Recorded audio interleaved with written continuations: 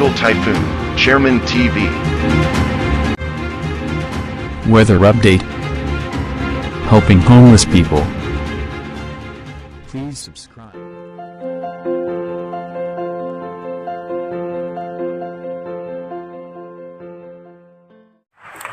Magandang umaga po. Ito po ang latest update natin para nga po dito sa lagay ng ating panahon.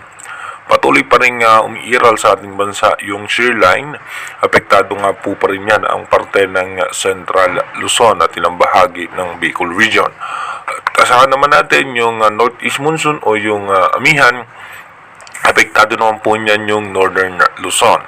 At samantalang yung ITCC o yung Intertropical Convergence Zone, apektado naman po niyan ang eastern section ng Visayas at itong parte ng Mindanao.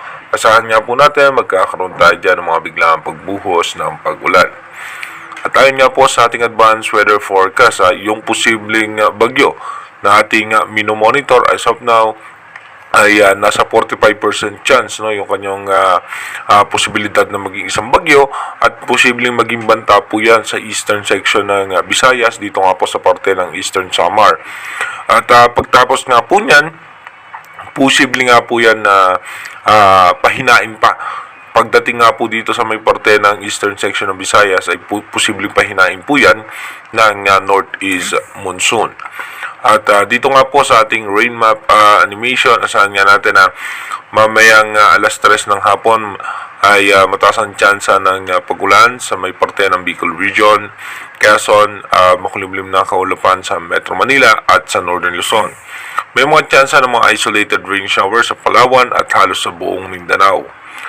Pagdating naman po ng alas 7 ng gabi mamaya, expected pa rin natin mataas ang posibilidad magkaroon ng pagkulimlim ng kaulapan sa parte ng Bicol Region, eastern section ng Visayas, Mindanao, at pati na rin nga po sa ilang bahagi ng Palawan. Expected pa rin po natin yung mga biglaang pagbuhos na mahina at katamtamang pagulan lamang.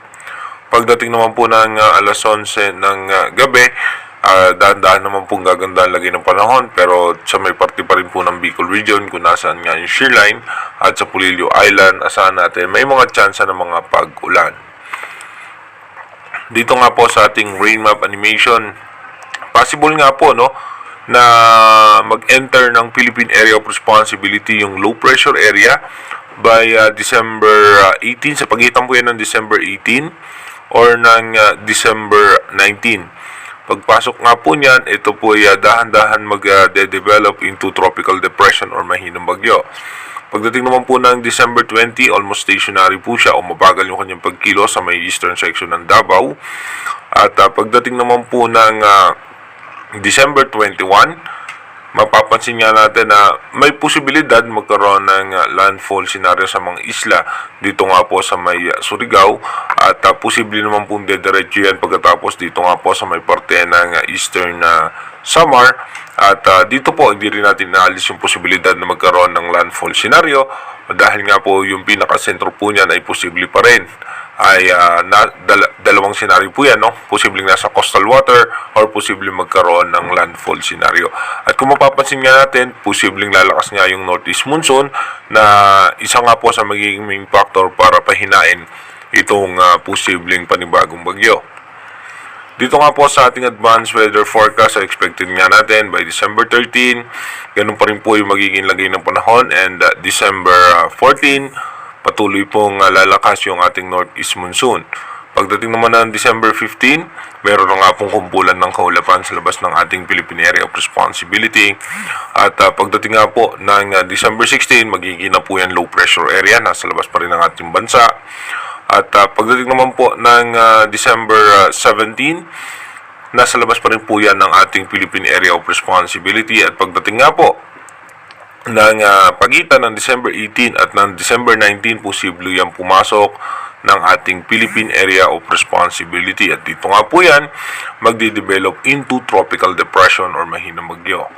Pagdating naman po ng December 20 bilang isang bagyo, ito nga po ay makaka-apekto na sa eastern section ng Mindanao.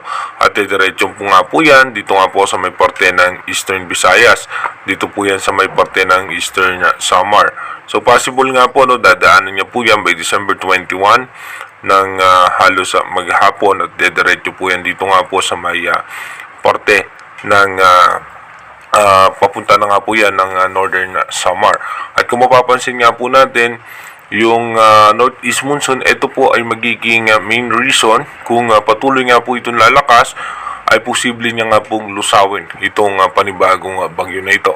Pero again, inuulit natin, yung ating advanced weather forecast is possible scenario pa lamang po yan.